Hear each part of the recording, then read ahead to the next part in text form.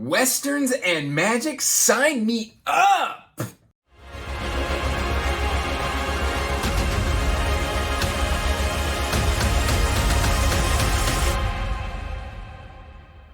Hey everyone, welcome back to Andrew's Wizardly Reads, and as always guys, I'm Andrew, and today I have got another book review for you. But before we get to that book review, make sure you're liking and subscribing, hitting that bell notification so you can get regular updates for when I put out new content. Also, make sure you're checking the description box down below for the link to the Wizardly Duo Discord, as well as links to all my social media and information about my Patreon. And you may be wondering, Andrew, your setup's kind of changed a little bit. Well, I was actually just recently talking with Dr. Philip Chase, and he mentioned that he does all of his videos standing up because it's better for the back. And you know what? I got to thinking about it. I was like, you know what? My back hurts. So we're going to try something a little new here. Now, let's talk about books and the book review that we are doing today. And this is going to be of Honey and Wildfires by Sarah. It's either Corn or Chorn. I am so sorry. I do not know how to pronounce that H in this author's last name.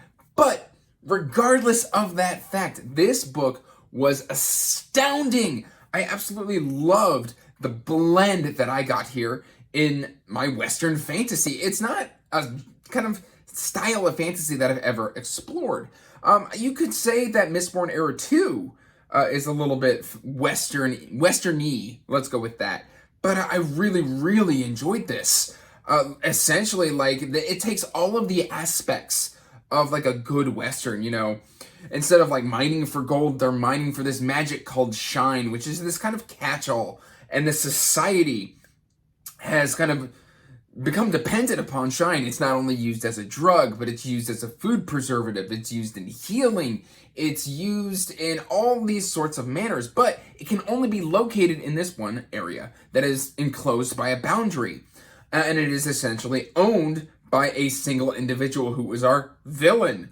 And so this kind of villain owns all of these people and the magic. So basically, if you get caught with like a well of magic, because you got to mine it and you got to dig for it, and it's kind of in a liquid form. But if you get found with this on like your plot of land, you have to immediately turn it over to the company, and there's no guarantee that that you won't be penalized, because a lot of these characters are treated as second-class citizens, and the Western vibes are prevalent. And literally, this one made me want to try an actual Western. Like, because I read this book, I went and bought like Lonesome Dove by Larry McMurtry. I don't know his name, but that we're not here to talk about that book. I literally had so much fun. This book hit me in all of my emotions. I was absolutely shattered by the end of this story. And essentially the story is we have this kind of mysterious opening scene where this man is laying claim to this magic, to this plot of land, and he is seen by this little boy. And then we kind of go and on this sort of journey of discovery and this sense of wonder and just pain and life out on a frontier that is where everybody is kind of treated as a second-class citizen. But what's kind of cool is if you live in Shine territory, you are basically like rainbow colored. So like you can have violet hair and violet pupils and like purple skin and things of that nature. And like everybody has different colors. You can be green, you can be orange. And so if you are not of that, then you are the outsider. So if you are like just pale with black hair, and which one of our characters is like this. She is, pale skinned. She has black hair with just slightly violet eyes because she is mixed. She is born of somebody who lives within the boundary and somebody who lives without, which is forbidden. Essentially, our evil overlord hunts down these people at birth for whatever reason and does not allow them to exist. You are not allowed to mix the blood. And so she's kind of slipped through the cracks. And it's very, very interesting that she's just allowed to continue when all of these other babies who are born of this breeding have just been kind of quietly euthanized and put away. And there's a reason within the story element for this. But like I said, that theme alone should let you know that there's a lot of pain within this story. And the character I'm talking about is Cassandra. And Cassandra, again, we follow Cassandra. Actually, this is a good segue into talking about the structure. Because when talking about Cassandra, we start with that scene that I mentioned earlier. And then structurally, each character has a different timeline that then kind of comes to current at the end of the book. And Cassandra, we are introduced to Cassandra in current day, where, you know, we're dealing with the ramifications of something she's done. And then the brunt of her story is we meet her at 5, and then we go at 10, and then 15 years of age. And then we also meet Arlen, who we get in weeks and days. So we meet Arlen 2 weeks prior to the end of the book, but we meet Cassandra 15 years prior to the end of the book. And so it's very, very interesting how all of these characters' storylines are kind of staggered. And it creates this nice disconnect where it still flows really well from a story perspective, but it's kind of a story element style that isn't done very often. And I thoroughly enjoyed this. Essentially, Arlen is the son of that evil magnate. And he has been coming into the Boundary to kind of experience the company, experience what everything's going on, and kind of come into his own and into his manhood. And so he can be prepared to take over this company. But there is a deeper mystery there as well that we ended up exploring.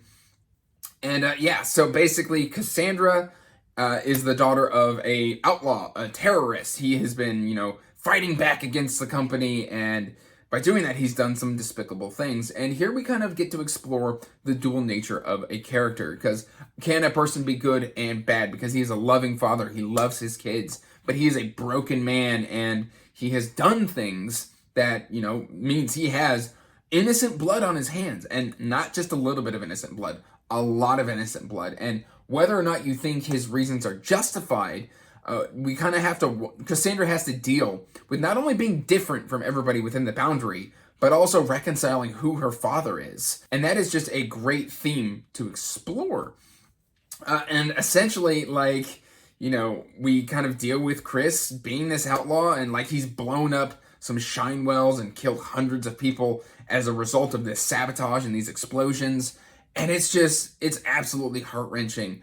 And one of the cool things I should mention about the magic system, the shine, is it can also be weaponized. Like, they can stick it into, like, bullets and guns and stuff like that. And, but one of the cool things about Cassandra is because she's a mixed blood, she's immune to shine. And so she lives within an area where people are... shine is a daily part of their life. They put it in their food, they put it in their medicine, like I mentioned earlier. And they can revitalize, you know... a rotten piece of fruit, if you put shine on it, it all of a sudden looks fresh and juicy and ready to go, even if like 5 seconds ago it was covered in mold. But if, say, Cassandra was to eat that apple or that orange, she would taste that it was rotten. And so it's funny because we have a couple characters like this. And it's awesome. It's so intricately done and so presented in such a way that you really just want to dive into this world. Now, because this is a Western, things don't go well for our characters. There is a lot of times in a Western story, at least in Western movies, I'm not very well read in Westerns, but in Western movies, we get a lot of the time where, you know, people die, there's gunfights, there's disease. Tuberculosis is still very much a thing within this story, so we deal with characters who are going through that, and it's absolutely heart-wrenching. And honestly, I did not see the end coming. It was very surprising. It was very shocking. And it was just also very, very heartbreaking. And this is one that I think a lot of fantasy readers are going to love.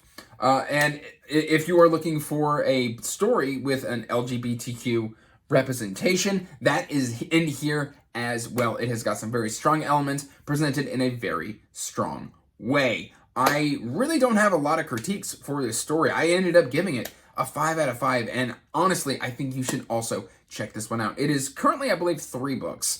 I have all 3 on ebook, and I cannot wait to continue this series, and I hope that you decide to give this one a try. So, let me know in the comments down below, have you heard of this one? Is it one you're interested in trying? Does it sound intriguing? Please, let me know. That said, guys, that's all I've got for you today. So, till next time, peace out, stay magical, bye.